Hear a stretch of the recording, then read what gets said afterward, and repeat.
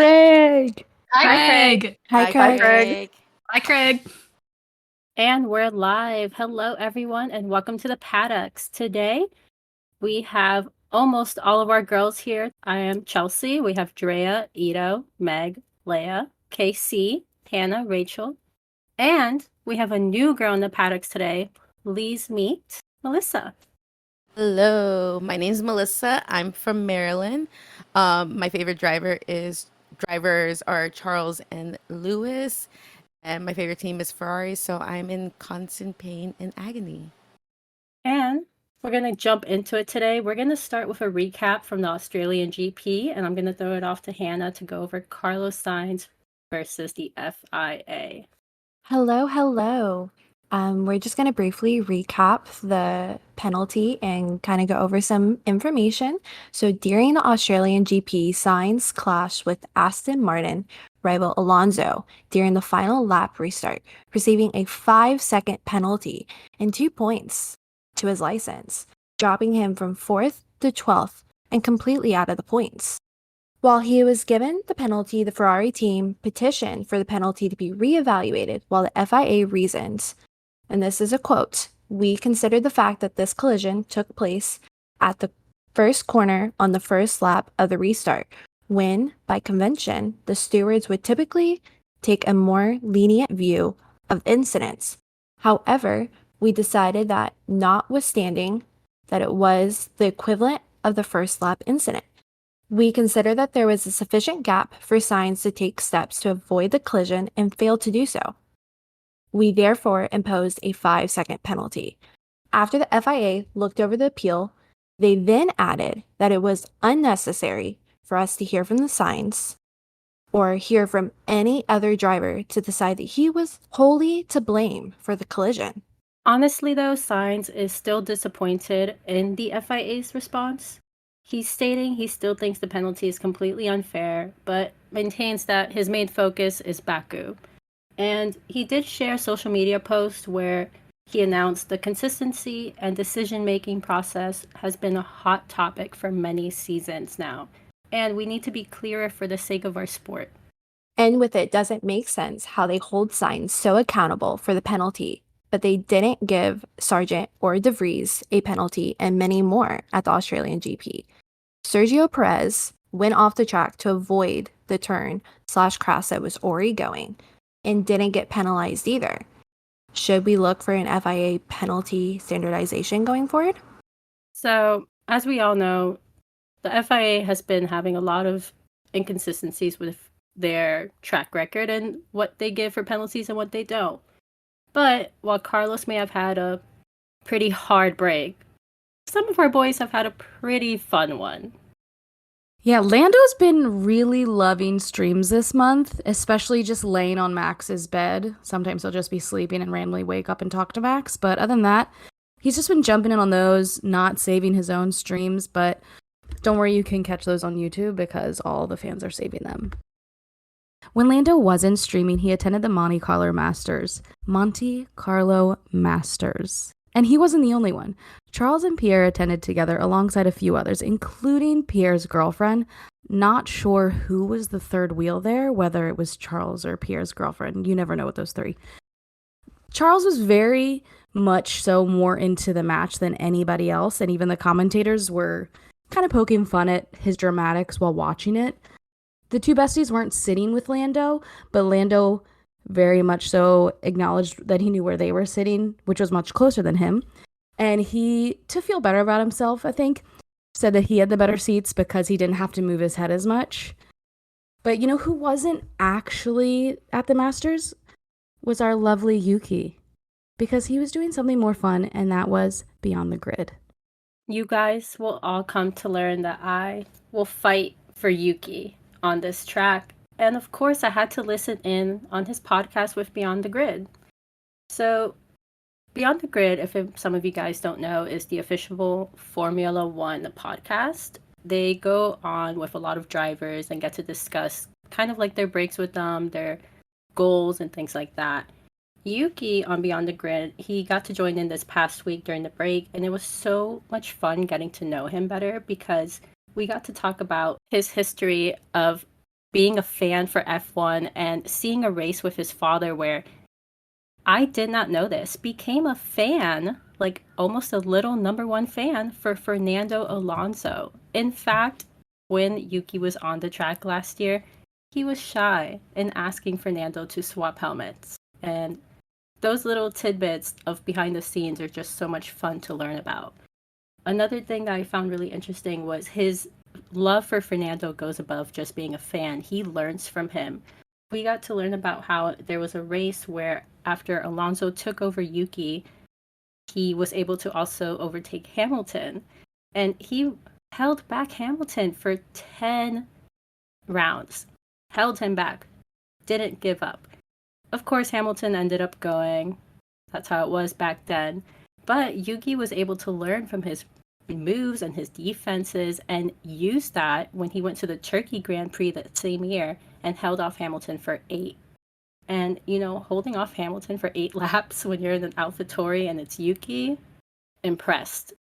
So impressed. I was even more impressed to learn that this man was just trying to copy something he saw Alonso do and did it almost to the same exact amount of laps, which was just amazing. And another thing that I really loved learning was the sweet story he had about going to one of the Suzuka Grand Prix with his father, and they were there just watching this race at one of the turns, and they got to see Alonso just take this turn so clean, and his dad just looked at Yuki and was like, that's a driver.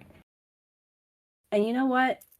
I can't wait to have that experience at a Grand Prix one day, but just seeing how some of these drivers are the fans that then go into Formula One, it's just amazing. But you know what? There's one driver that's not on the track this year who I hear a little rumor has been going on about. As we all know, we miss Daniel. All of us, you can't not miss Daniel. And Gunther gave us a little insight, little tiny bit, that when he was on his way to Australian Grand Prix, he flew with Daniel down on the jet, and we had a little convo. He claims it wasn't about the contracts, but he did say that when Daniel wanted to take he said that Dan wanted to take a year out and then see what he wants to do next. I think when he's ready, he'll phone people up and say, I'm ready again, which I think that's the best news that any Danny Rick fan. And our other California 11 driver, Lewis, had a little bit extra fun this break. Coachella. King Louis, or Sir Louis, Fashion King Louis, attended Coachella weekend 1 last weekend. Those of you who do not know, Coachella is a very big mainstream music festival. Various artists of various genres come through. Headlining this year, just to name a few, my personal favorite, Bad Bunny, Blink-182, Calvin Harris was playing, Rosalia. Again, name a few. I don't remember everyone. But my question is, who did Lewis see last weekend? Did he go see his friend Idris Elba play at the Yuma tent? Or did he go see Labyrinth to get down to some of Euphoria's soundtrack? But as we all know, typical Lewis fashion, he stepped out with his outfits. Day 1, he wore his monochromatic look with the different shades of orange and some sort of like flower print. If I remember correctly, I couldn't really make it out. Day 2 was kind of a Fendi blocky type blue look with denim. I wasn't too fond of the ends of the jeans, to be honest, and nor the Tims. But the Tims is just a personal opinion there. And then day 3, not my so favorite look, was the denim on denim look. With, it looked like a Louis Vuitton pattern. Not too sure, but again, not my favorite look. It looked too hot to wear in the Coachella Valley desert. But my one question is, where was Lando? DJ Lando, you would think he'd be at the Sahara or the Yuma tent, getting down with some of the DJs or even in the crowd. It would have been cool to see some other F1 drivers, letting loose in these type of environments where you can just listen to music, favorite type of genre of music, artist, and, set yourself free to some good tunes. Now we will pass it on to talk about Charles's incident, or should I say incident, from a few months ago involving some not so nice people and his nice watch. Yes, so Charles did have a bit of an incident about a year ago involving some thieves who wanted to take his custom 300,000 euro Richard Mille watch, which the only reason that I think this information came out was because we have seen, and I'm sure everyone else has seen, the footage and clips of him chasing these thieves around Monaco in his Ferrari. And I think the funny thing about it is he's following all speed limits, road signs, laws, and it's just him in his Ferrari going, chasing these guys on a little moped scooter thing around Monaco. But it's actually interesting because these thieves, they fled to Naples and they were a part of a gang that have also gone around to other celebrities or famous people or rich people with these kinds of watches and other jewelry, and it has been more likely violent or weapons use. So thank God Charles is okay, and the thieves have been caught, and everything is great, and Charles has his watch. But in other news, we are going to start talking about something new in the F1 realm, which is the F1 Academy. Yeah, the F1 Academy I'm super excited about it. We've got 15 women between 16 and 25, and it's just a way to get them into the Formula Series. Formula One Academy should feed into Formula 3, Formula 2, and hopefully Formula One. It'll be 5 teams, so there's 3 drivers per team, and all of the teams are current F2 or F3 constructors. And it'll be 21 races over 7 rounds. And the first race weekend is going to be in Austria this coming weekend, which is super exciting.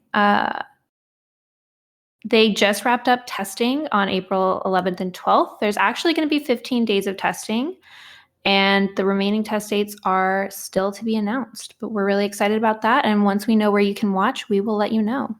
Yes, Formula One Academy has released how their weekend will be set up. It's all posted on their website. You can watch, you can't watch them. They haven't actually released who has the broadcasting rights, but they do have a live timing that we can keep track of while they are on track. So they will mostly be doing 2 rounds of practice on Fridays, each 40 minutes. And then immediately after that, they will be doing 2 qualifyings on Fridays also. They're qualifying for qualifying 1. The pole position will get pole position in race 1 on Saturday.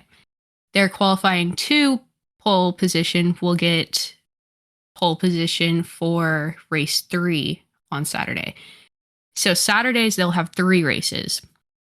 Race 1 and 3 are set up like a normal one. They line up 1, 2, 3, 4, 5, going down the line. Race 2 is kind of set up like a reverse grid that they do for Formula 2. And their first 8 qualifiers will be flipped. So people who qualify position 8 will actually start in first. And people who qualify first will start in position 8.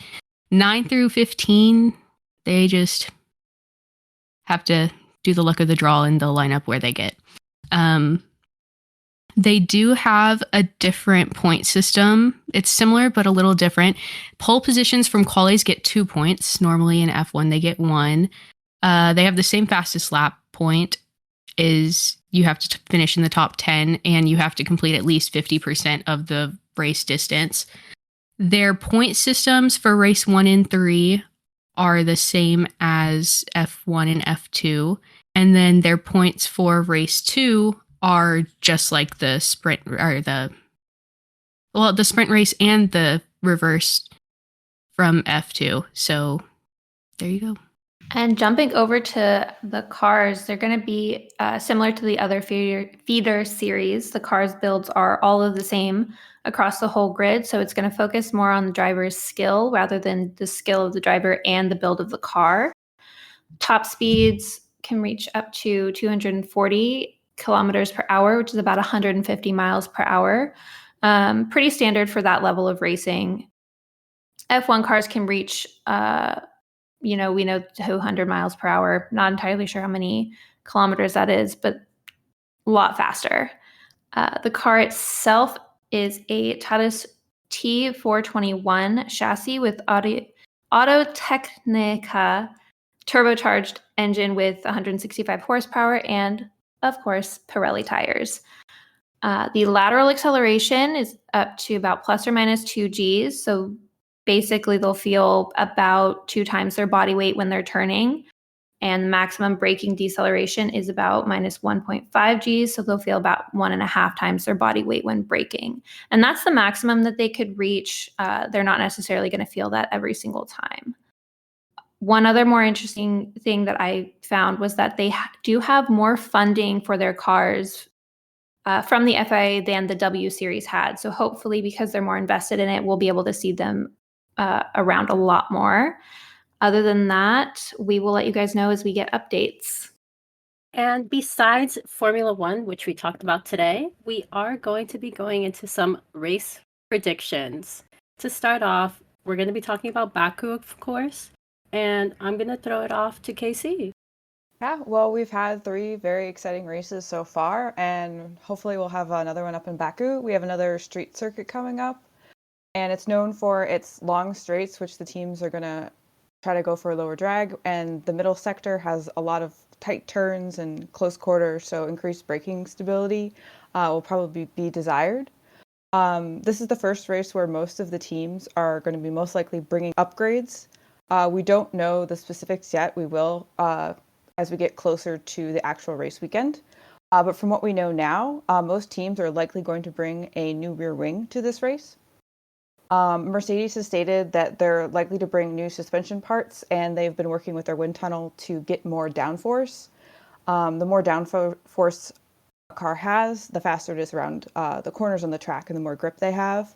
But with that downforce, if you have too much, you're slower on the straight. So all of the teams have to kind of work to get the best balance between how much downforce they want, so they can still be fast on the long straights that the circuit has, but also have enough grip on the corners that they can take the corners well. Alpine hasn't announced the specifics of what their upgrades are going to be, but they have stated that they're going to bring significant upgrades to Baku. We'll see kind of what that entails. So far, Aston Martin has only talked about the new rear wing, but they might have more upgrades to come. This is the beginning of upgrade season almost for all of the teams, as also for Imola and Spain, they've mentioned potential upgrade packages. Ferrari have mentioned briefly that they're planning on bringing a new diffuser to the car. The diffuser is a part at the rear of the car that will direct the airflow coming under the car. As it goes under the car and exits out the back, it'll shape that airflow in a way that will help the car create downforce. And it's a very heavily engineered part, and any kind of tweaks and changes can affect how the aerodynamics of that work. And McLaren also has mentioned they're bringing some new upgrades with their floor and side pods. So it'll be exciting to see kind of how these affect the order we've been seeing and how strong the teams are on this, again, new type of circuit. And now I think we're going to talk about Red Bull's streak that they have going on. Yeah, thank you. So just briefly want to touch on the 3 consecutive wins from Red Bull. As you all see and have seen so far this season, is Verstappen is leading by a long shot. Daniel Fountain recently came out in an interview stating that it's a small chance, but maybe that overhauling Red Bull is going to take a monumental effort from one team and fast to eliminate Verstappen taking over and dominating the season. Red Bull has almost got the champion sewn up completely. This was directly stated from Mercedes driver George Russell. And they don't really think he will be fighting with anybody this year, that he should ring every race. That's their bet. But we all know that there's a brain curse out there. Could that be a potential? Could we see the downforce going in? One thing that Red Bull has mentioned is they're not even using all the force that the car has, that they're holding off. What does it still got? Now over to Checo, live up to King of the Streets, nickname in Baku. Well, it seems like Max's only potential challenger this year could be his teammate, Checo. Same machinery. And he is kind of becoming known as the king of the street circuits in the modern era because he seems to be doing really well at them. His 2 pole positions were at a street circuit, Jeddah, and he won Jeddah this year. And it seems out of the street circuits that Max and Checo have raced together as teammates, Checo has actually outqualified Max 5 out of the 9 times. So who knows if Checo can pull out another pole or another win here at Baku. We'll see. At the same time, I feel like, especially this Ferrari girly, is like, yes, a Red Bull 1-2 is almost a given at this point. However, when I can't remember, I think it was 2013, if I'm not 100% mistaken, where Vettel ultimately became world champion. However, he did not win a single race in the first half of the season. So just maybe we'll see a different world champion happen. Also, last year, Max DNF'd in Bahrain and in Australia, and then went on to win the WDC. However, who DNF'd both those races this year? Charles did. So maybe, just maybe, this delusional Ferrari girly will get her wishes and dreams, and we'll see someone else than Checo or Max run away with this thing. Who knows? But I'm sure for Baku, we'll definitely see a Red Bull 1-2. Yeah, and jumping on Ferrari, with Charles out in 2 of the 3 races and Carlos's recent penalty, which took him out of points, this has to be one of the most difficult starts of the year for Ferrari in a while. I mean, last year during this time, they were running in top. They were completely comfortable. Charles had 34 points. He even finished second in the Grand Prix last year. But now he's in 10th place. So, I mean, what can we expect after the Ferrari break? Yeah, I think I read somewhere that this is their worst start since 2019 in terms of points. So they definitely have an uphill battle, but so does everyone else. Like, for example, if you look at McLaren with their, dare I say it, tractor, they have no points on the board. Granted, they likely only have points on the board right now due to the Oz GP and the, pardon my French, shit show that the third restart was. But they still have points on the board, so anything can happen. And also, like, for example, Alex Albon in the Williams, he's been very consistent, and like he qualified in the top 10 in Australia, for example, but then had to retire. So anything can happen. I just want to know who put a hex on Charles, Carlos, and Ferrari in general, and what do we need to do to reverse that hex curse? Do we need like a prayer circle, like crystals? What do we need to help our boys out? Because at this point, it's just kind of like, what more can happen? They're both stellar drivers, and we don't want to lose them, but something's got to give. What do we got to do? Yeah, and you know, Ferrari team boss Frederick recently came out and said, also on our side, we have a feeling and hope we're right, that we're moving in the right direction, and that we still have tons of room for improvement in the car. So hopefully that's a good sign for Ferrari that we're moving in the right direction. Charles also mentioned in a post interview at the Australian GP that their main focus right now is to finish race by race without taking any penalties, having problems with the cars at the historic moment. So hopefully Baku brings us good news. I think, honestly, everyone, except maybe if you're Red Bull or maybe Aston Martin, their goal right now just needs to be get the cars across the finish line, no matter what order they're in. Because everyone's so inconsistent these days, I feel like, except Aston and Red Bull. Yeah, and going off of that, I mean, Aston Martin, what they really have going right now, no offense to Stroll, is Alonso. I mean, after a decade of really almost no podiums, he's become a consistent podium winner in just the past 3 races, placing P3 back to back. But even with the great consistency, he's in this mindset that it's going to take a while for AM to really win the championship once again, at least as a driver. In the other place, they're actually already in second. But my question is, will this be Alonso's year. I mean, there's this meme joke going around called Como 33, which means like, when is 33rd? When is the 33rd podium? You know, he's the third in the driver race. He's third place in 3 races. He became Spain's first driver in 2003. He won his last race in 2013.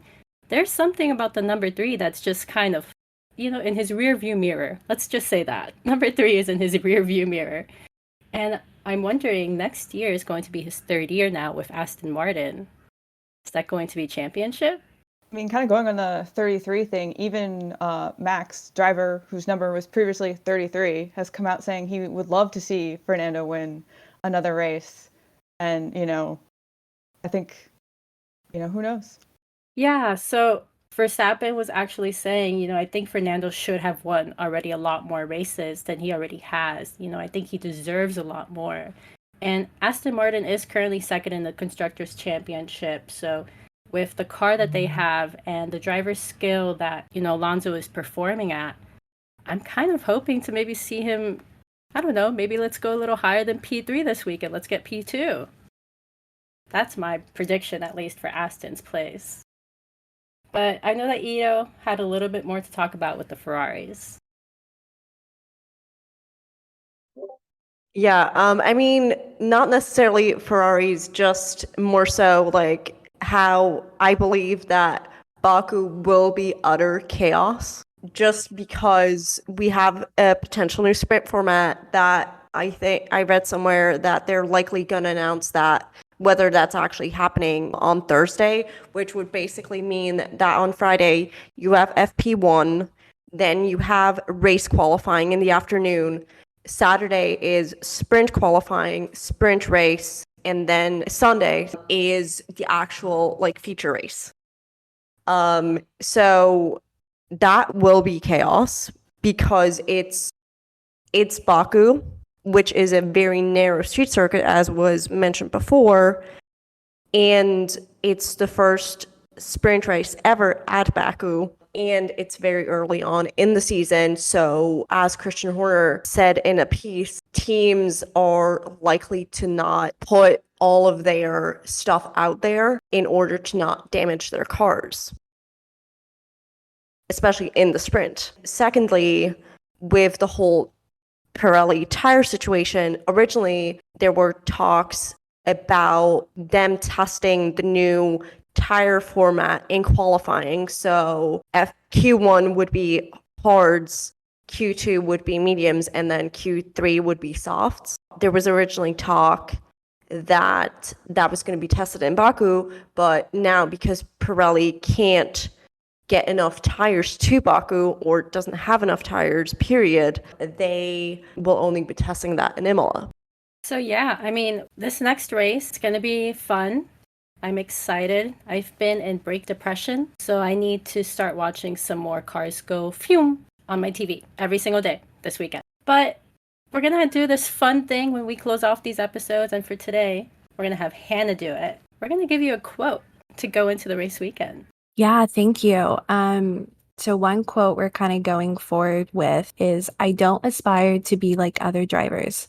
I aspire to be unique in my own way." Lewis Hamilton. And that is our plan. We want to bring a unique show for listeners. We want to be informative. We want to be fun. We might get a little silly, but we're really just here to learn more about the sport and bring it to you guys when we learn. So thank you all for listening in today. Please check out our socials. If you want to follow us on Instagram, Twitter, YouTube, Facebook, we have it.